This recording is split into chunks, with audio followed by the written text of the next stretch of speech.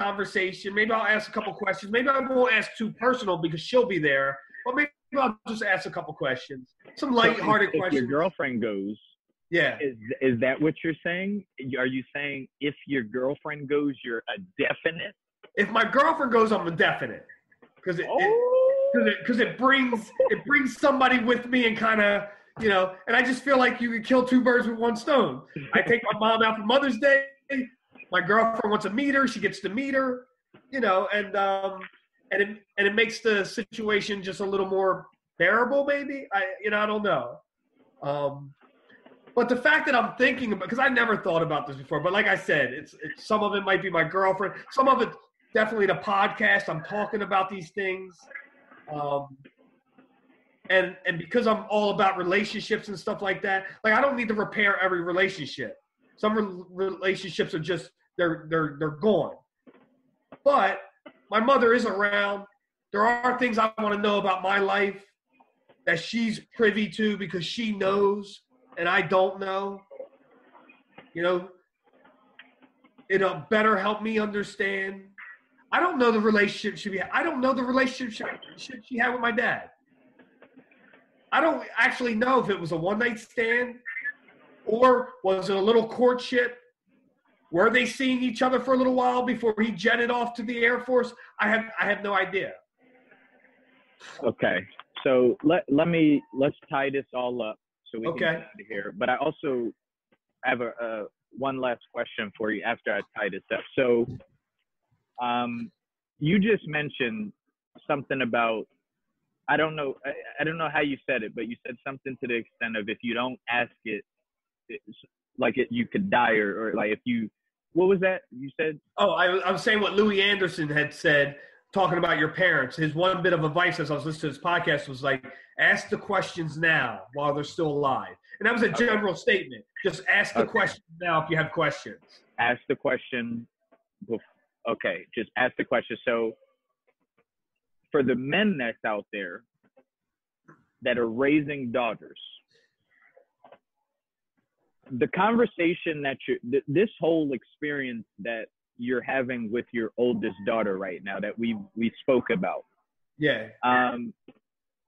If you were to die prior to those conversations, there's no guarantee that Jason would have those conversations.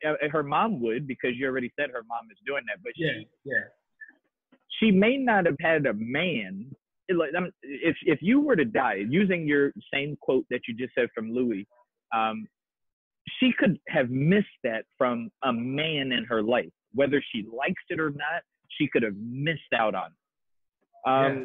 I wanted to wrap this all up because there is many men out there that are raising daughters either by themselves or they're co-parenting or they're married and they're afraid of doing what you're doing. So and like you said, we're not condemning anyone of your parenting style. If you have the dictatorship, you say, no, you're not going to date him until you're out of this house, blah, blah, blah. However, whether you say that or you don't, some of these conversations that you're now experiencing with your daughter, they're necessary regardless of if you're a dictator or not. Could you share something? Can you leave us with something specifically for the men raising daughters about those important, awkward, uncomfortable conversations that are necessary that either the father or a father figure must have with their daughters? Even as you're saying that, I'm thinking, be the man in your daughter's life. Be the example as a man in your daughter's life. So that as a precursor to the men that she'll let into her life.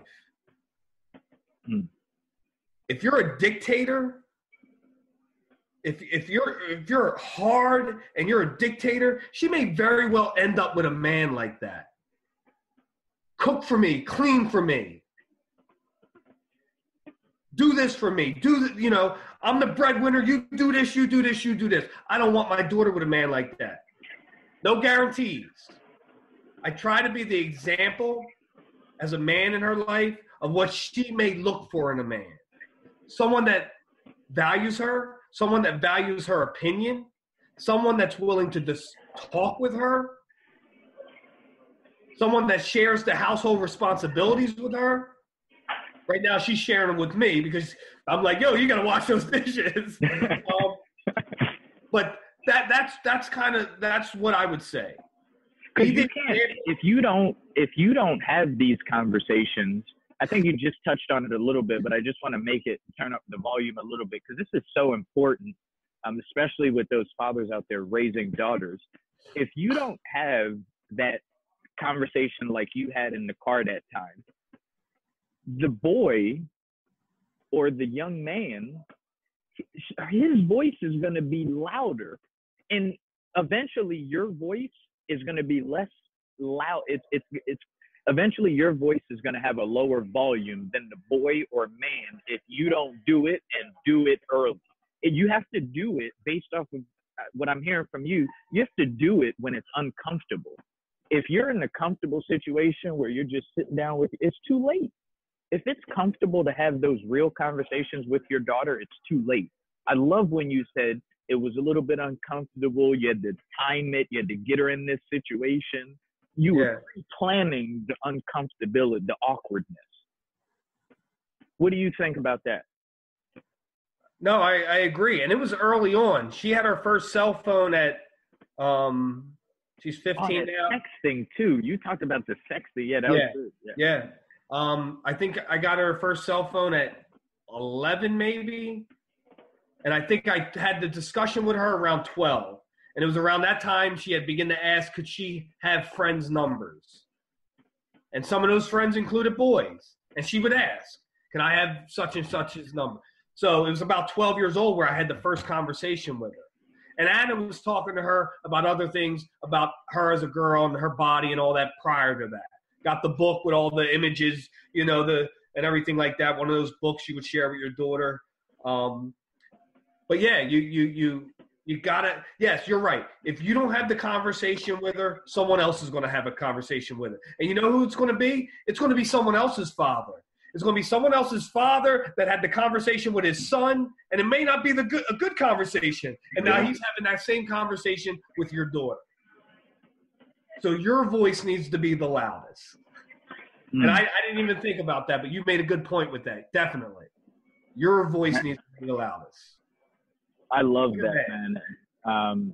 I love the sexting. I don't think about that because sexting is really it is big, and I like the fact that you put things you say it, but you also give your child things to think about. Like, hey, listen, you're the person that's got to make the decision, but listen, if you take a picture, somebody else is going to get it. And then how are you going to feel if everyone in the school sees your naked picture?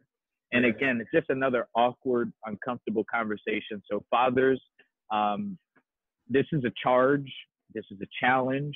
This is a conversation of awareness that you need to definitely have with your daughters.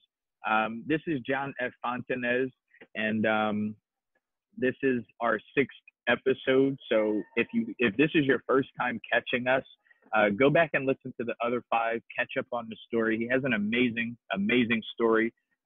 Check him out on Facebook, John F. Fontanez. Real quick. John J. John J. Fontanez. Why do I say John F? Probably thinking Fontanez. You're probably just getting the F in your head. John J. Okay. Yes. My apologies. John No problem. He's a great guy, as you guys can see. I'll put his information in the show notes as we typically do. And till next time, guys, continue to be. All right.